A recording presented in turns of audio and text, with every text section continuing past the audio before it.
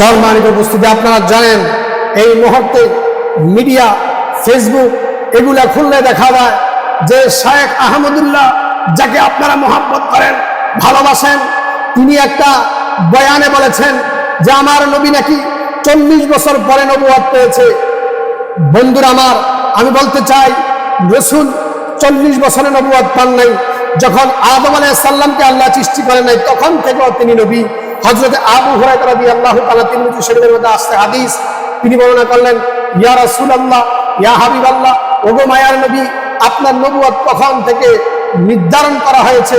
রাসূল বললেন, আদম আলাইহিস সালাম যখন মাটি এবং পানি এখনো দেহ দেওয়া হয় নাই তখনও আমি নবী, ওই সময় থেকে আমার রাসূল নবী।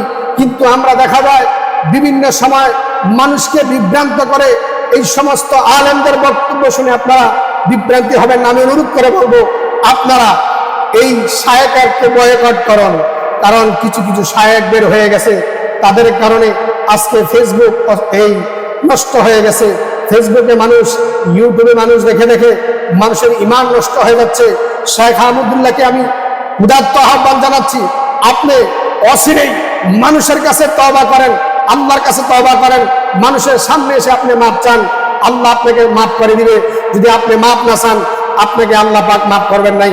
কারণ নবীর শানে যদি আপনি বেয়াদবি করেন, আল্লাহ বলেন আনতাহবাতা আমালুকুম ওয়া আনতুম লা তাশউরুন, যারা নবীর শানে কিঞ্চিত পরিমাণ বেয়াদবি করবে আল্লাহ তার সব আমল বরবাদ করে দিবে।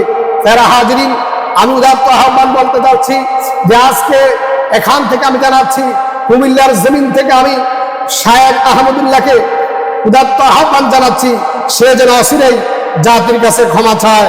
আমার নবীর শানে বেয়াদবি করেছে। তাহিরি সাহেব তাকে 48 ঘন্টার আলটিমেটাম দিয়েছে, আমি তাকে আলটিমেটাম দেব না। আমি তার ভাই হিসাবে, মুসলমান হিসেবে তাকে উদাত্ত আহ্বান জানাচ্ছি, সে যেন অচিরেই ক্ষমা চায়। আপনারা কি বলেন?